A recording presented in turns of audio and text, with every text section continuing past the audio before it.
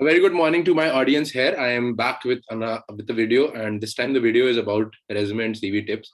As you know, I'm a second year student at IIM Rohtak, and I get a lot of queries from my juniors or from people who've just joined B school or are applying for jobs elsewhere about their resume, their CV, what should they do, what have I learned at IIM Rohtak. So I've compiled all this in a PPT. It's a simple PPT, and this has most of my learnings, my mentors who have corrected me through the over the time in my CV, or people I've asked for CV reviews and how they've helped me, or whatever realizations I've had with the jobs that I've applied for and got shortlisted for, and also not got shortlisted for.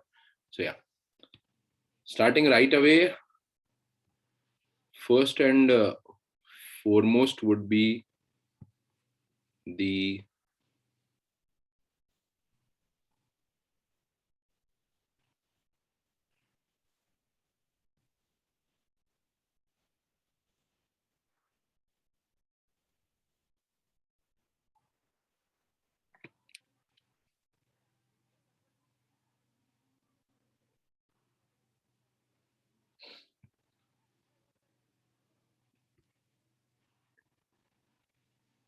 yes. So first and foremost would be the basics that I want to tell you, the hygiene points basically.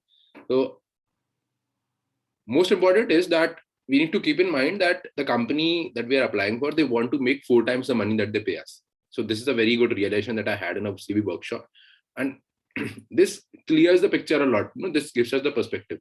So every time you're writing your CV, right, you have to mention your achievements, mention your work in such a manner that it makes the company realize that they can actually make much more money than they invest in you.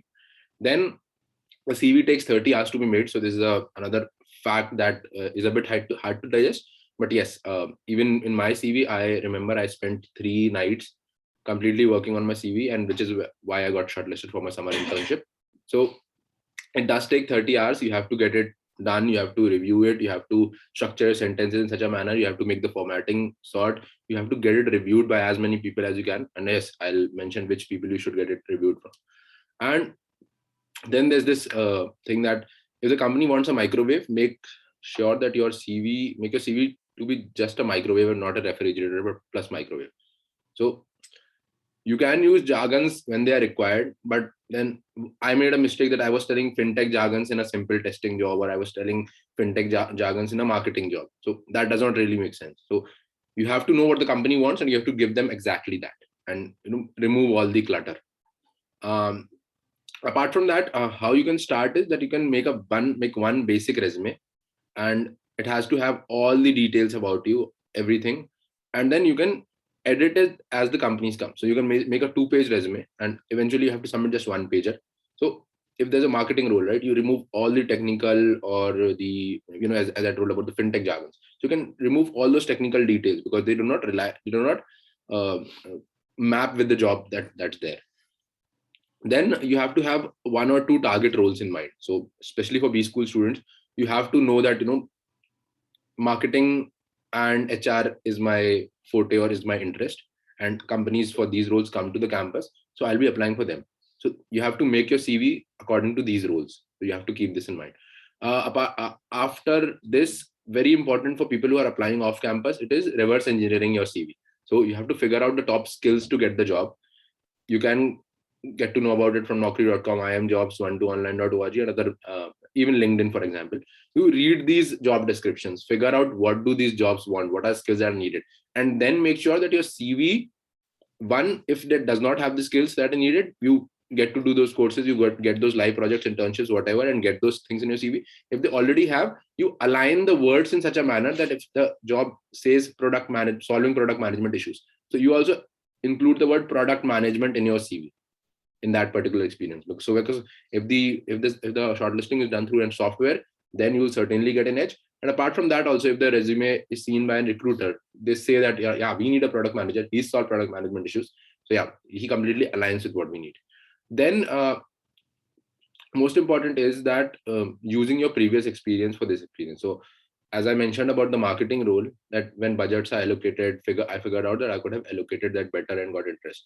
So whenever someone asks you that why you're interested in this role, or why this is something that interests you, or why you even applying for this role, so you have to use your previous experience. So I come from a fintech industry, but I use this experience that when I was working for the fintech, I realized that startups, working the startup culture, I realized that this hustle is my thing. And I also worked with the product management team. So I realized that product management is also something that interests me a lot, because when I was solving data queries, I reached out. I was a technical POC to many clients, and when they reached out to me for the product management issues, I was able to figure out some ways to help increase the payment success rate, which was actually the job of a product manager.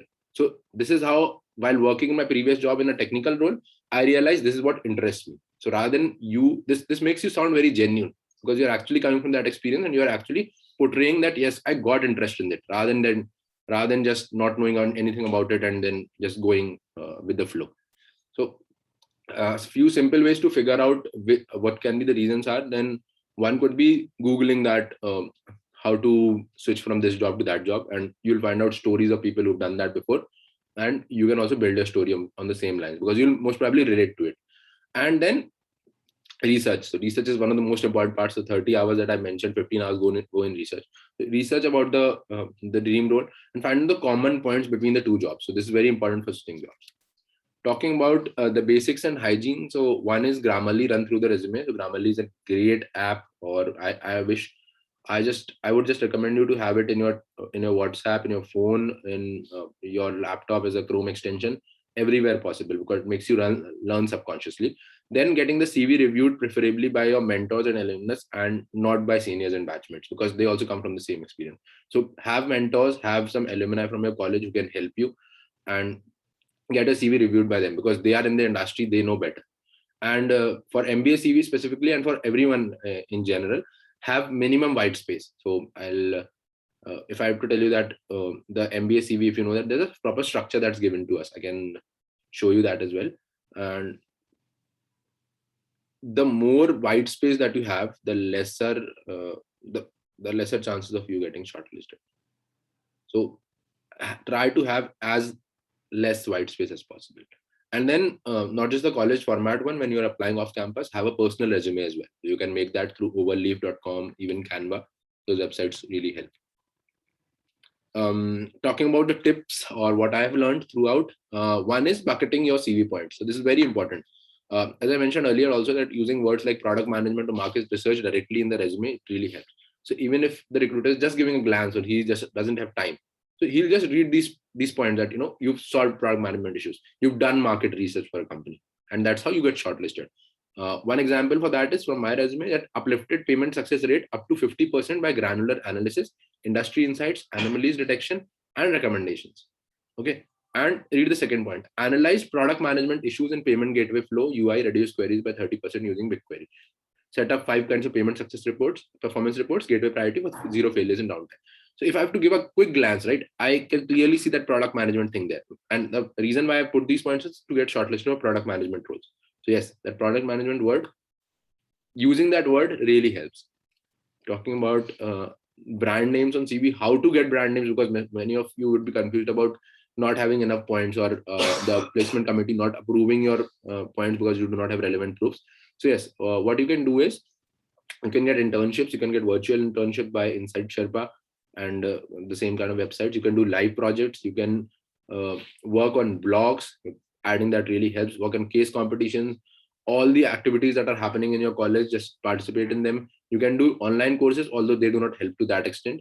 And then you can be active on sites like Campus Conversation, D2C, Inside IIM. You always see something or the other coming up. So if you're active, your CV will eventually grow. Talking about the summer internship approach. So first and foremost, the biggest mistake people make is that they mention the learnings and the responsibilities of jobs. But I wanted to mention the achievements, because nobody cares about what you've learned, nobody cares about what you've done, but what's the value that you brought to the table for the company. So putting out achievements, and even measurable achievements, they are even better. So as you can see in the previous slide, I'll go back, that I wrote this uplifted example, first point, uplifted payment success rate up to 50%. So this measurable achievement that I added, right? And 0 failures in downtime, reduce queries by 30%. These things really help, right? Then you have to know that your CV is basically a sales message. You don't have to be too tech savvy. They don't need maths experts. They need soft skills, conflict resolution, sales. So are you influential? Basically, if you are, whether or not you are emotionally intelligent and influential with people, this is for MBA CV specifically. So you have to have that balance. Making it too technical is a basic mistake that most of us do. I also did. So make sure that you do not. Well, the format is pretty simple. It may depend on college to college, but I'll tell you the basics. Then first the project title, then the company, department, location depends, optional. Then the duration of the internship, then the STAR framework, situation, target, activity, results. Very basic framework.